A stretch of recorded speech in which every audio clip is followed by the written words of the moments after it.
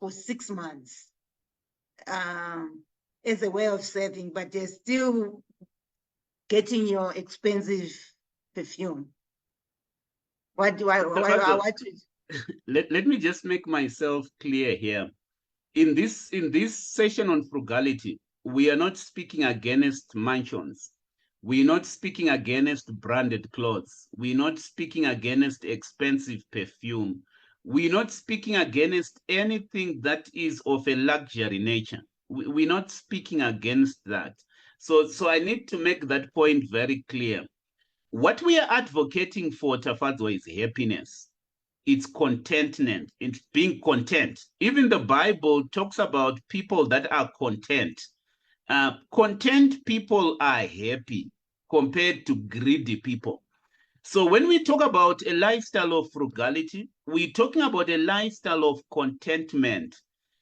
Never think that the bigger the house you're going to have, the bigger the car you're going to drive, the more contented you're going to have to be in your life. And that's what we essentially saying, here. Being content and being happy is not linked to the clothes that you are putting on and how good you are smelling. And that's just the one thing that I want to highlight, here, that we're not speaking against any of these things. We are advocating for a life that is stress-free. I know of people that have bought goods that are expensive, and those goods have become an albatross around them. Let me just tell you a funny story, Tafadzwa. There was this woman, true story. She was an accountant in a company. This story was actually publicized in the paper. She stole a lot of money. She stole a lot of money. She defrauded the company of millions of dollars. And she did that over a number of years. When she was eventually caught, you would think that as an accountant, she would have invested that money in assets. Guess what, Tafadzwa? Guess what? When she was caught and they were asking, where did you use this money that you stole?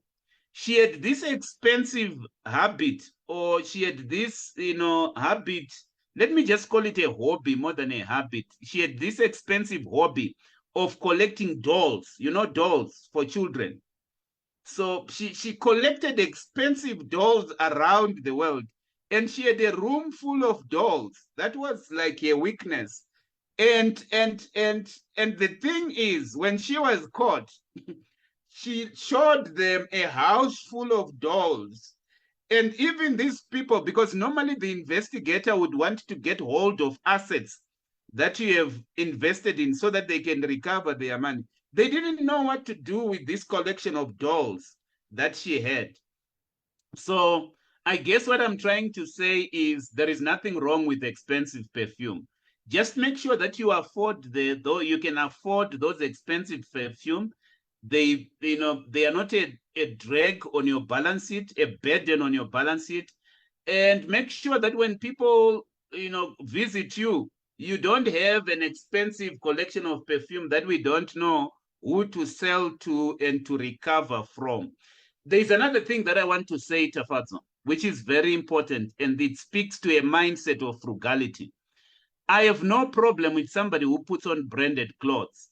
I have absolutely no problem. I have actually come across business people who put on branded clothes, and in their estimation, those branded clothes will create opportunities for them. If I look at that lifestyle of somebody who is able to buy an expensive suit for business purposes so that they can have project a certain impression in business, and that expensive suit will open doors for them